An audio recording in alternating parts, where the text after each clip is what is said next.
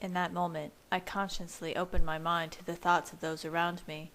I saw Bella from dozens of perspectives, sometimes with shadowy human vision, and other times with the crystalline clarity of vampiric sight. But almost every mind was, like mine, frozen by the breathtaking beauty before us. Charlie clutched Bella's hand on his arm as they reached the last step. With her feet on level ground, Bella finally raised her eyes. She was momentarily overwhelmed by the magnificence of the room, and I remembered my first impressions of the Bowery display. However, it only took a moment for her eyes to find mine. When they did, they shone brighter than before, lit from within by an ardor that matched my own. I couldn't contain my joy. My face broke into a wide grin. The force of our love shimmered between us as each step brought her closer to me. Finally, she stood before me, and I inhaled deeply, loving the interplay of her scent with the profusion of flowers. Alice had orchestrated everything perfectly. Every sight, sound, and smell was a magnification of Bella's own purity, sweetness, and beauty. When Charlie placed her hand in mine and stepped away, it took all of my strength to turn toward the minister. I could have lost myself in her eyes forever. Every word spoken throughout the ceremony increased the energy coursing through me. I watched Bella's face, her eyes wide and her lips parted, vibrating subtly with each passing breath. When the minister reached the vows, he spoke with animated warmth, his rich voice rising and falling in a pattern that made the weight of each word settle deeply into your mind. "Isabella, do you take Edward to be your lawful wedded husband? Do you promise to love and cherish him, in sickness and in health, for richer, for poorer, for better, for worse, forsaking all others, keeping yourself only unto him, for as long as you both shall live?" "I do," she replied softly, her voice barely carrying beyond those closest to us. Hearing those words whispered from her lips was the most deeply spiritual moment of my life. The universe narrowed to include only us, and yet in that instant I felt that the universe had expanded beyond comprehension. I had never felt more right. I didn't care that I was a vampire, or that she was human. I now realized that I had been waiting for decades for her to be born, to enter my life at the exact second that she had. Nothing could stem the tide of victorious exhilaration that coursed through me. When it was my turn, my voice rang out clear and triumphant. "I do. I do." Those words, so simple, so powerful. If my body had been capable of it, I would have been crying with her. "I do, always and forever." Mr. Weber spoke the final words of the marriage rite. "I now pronounce you husband and wife.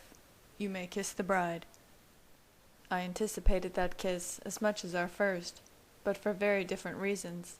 I gave myself entirely to Bella as she lay sleeping in her narrow bed on a rainy winter day almost 2 years ago, but I hadn't even dared to consider marriage then. I was too terrified of losing control and hurting her. But as the days and weeks passed, as her attachment to me became undeniably obvious, my determination to stay with her every day of her existence occupied my thoughts day and night. And then she agreed to marry me, agreed to spend the rest of her life, the rest of eternity, with me. She had said yes, to me. And here she stood, before our families and our friends, my wife in name and in truth.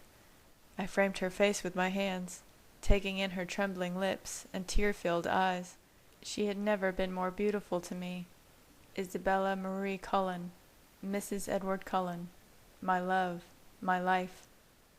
I bent down slowly to kiss her, but she surprised me when she threw her arms around my neck enthusiastically. For the first time ever, I didn't feel the burn of her scent, or the fire of her blood scalding my lips. I only felt the pure sensation of her body in my arms, and her eager lips pressing against mine. I fell gratefully into an ocean of her love, only vaguely aware of the flashing cameras and cheering guests. Several moments passed before the thoughts of our audience beat their way into my consciousness. Bella's break from her normal, bashful, reserved demeanor didn't go unnoticed. Mike Newton was seething. Jessica Stanley was shifting uncomfortably in her seat, as jealousy and admiration warred within her mind. Angela Weber was crying, so moved that her father had been the one we asked to marry us. Seth, someone I admired and loved like a brother, could barely contain his joy for us. Tanya was not doing a very good job of concealing her thoughts or her jealousy. Our families looked on with pride and love. Emmett's amusement broke through the tumult. "Dang, bro, you're in for it. Wow, I didn't know she had it in her." Amused thoughts quickly translated into giggles and chuckles as Bella clung to me. With the gentlest pressure, I cupped her cheeks as I pulled her away from our kiss. Tears were flowing freely down her face. She showed no sign of caring or being embarrassed about our being on display. I saw none of her normal discomfort in front of crowds. Her eyes and her thoughts were locked on me as mine were on her. My lips turned up in a smirk, reacting to some of the thoughts of our audience, but nothing could distract me from the sheer joy within me. Clapping, cheering, and a couple of whoops and hollers from Emmett and Tyler Crowley rose around us. When she showed no sign of moving, I turned Bella's face to the crowd, but her eyes remained glued to mine. Renee was the first one to reach us and break through Bella's trance. I forced myself to accept the well wishes and embraces from dozens of our guests, but the majority of the attention was showered on Bella. We were shuffled through the crowd, with Bella clinging tenaciously to my hand the entire time.